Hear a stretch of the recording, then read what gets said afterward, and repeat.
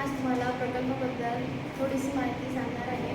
Water dispense project पाणी वितरण प्रकल्पासाठी लागणारे साहित्य: बॉटल, खरटा, कागद, स्ट्रॉ आणि ग्लास.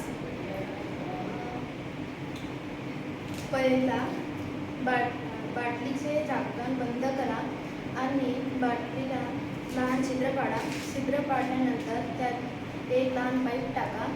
पाईप टाकून घ्या.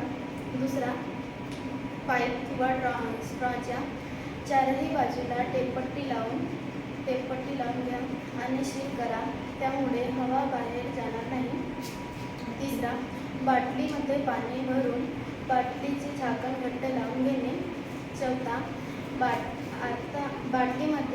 बाटलीचे झाकण खोला आणि आता तुम्ही पाहाल बाटलीतला पाणी स्ट्रॉमधून बाहेर पडेल.